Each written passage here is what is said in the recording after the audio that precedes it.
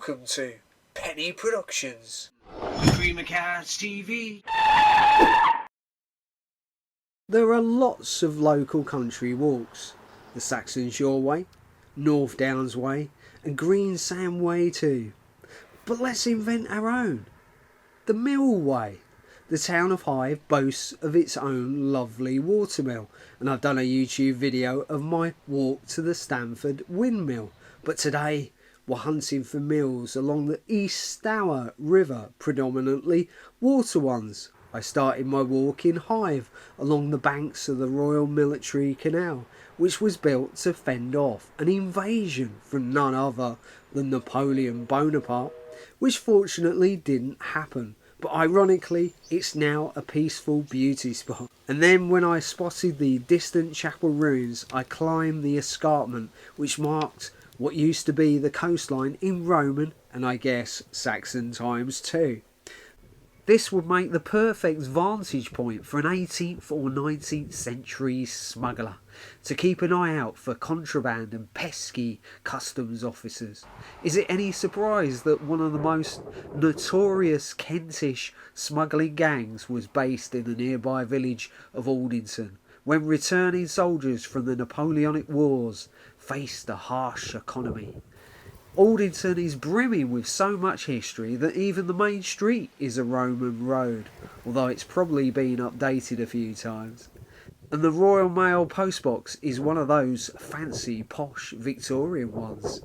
I wonder if the comedian Paul O'Grady pops into this shop, because he's quite local.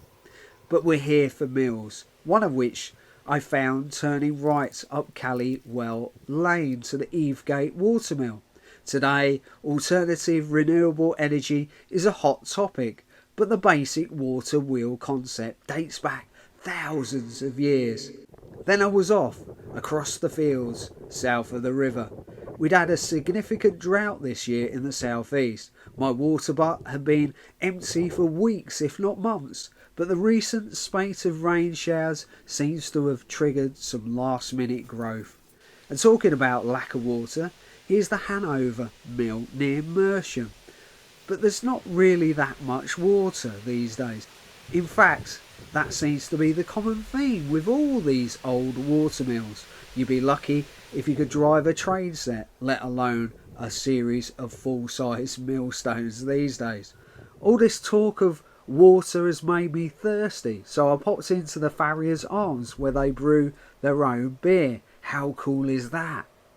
Once refreshed, I followed the pathway across the fields again. I noticed that there aren't that many barbed wire fences because, like the Romney Marsh, the land is incredibly flat and drained by a series of dykes that form the boundaries that are filled with prickly foliage and hedgerows, where the only means of escape is across these fun little bridges. That reminds me, Halloween is not that far off. Funnily enough, it was at this point where I got a little bit lost, but the sound of running water and classic silhouettes of the Swanton Mill reassured me I was on the right track. To save a bit of time, I cheated a bit by heading down this track to the trusty Roman road and turned right at the curiously named Cheeseman's Green Lane. Church spires are like stars in a clear night sky, guiding you to your next destination, which just happens to be Willesborough Windmill off Hythe Road. You can even get married here. In fact, there was a wedding reception going on when I arrived, which might have explained why it was closed to the general public, although I did arrive a wee bit late. And then, heading towards Ashford's town centre, I arrived at the sadly dilapidated old East Hill flour mill. The evening shadows were already beginning to creep into every nook and cranny, but that just seemed to add to its mystery and ghostly charm. Thank you for watching my video, and please feel free to leave a comment and feedback. Now that you've seen that video, you might want to click on these other cardboard adventures.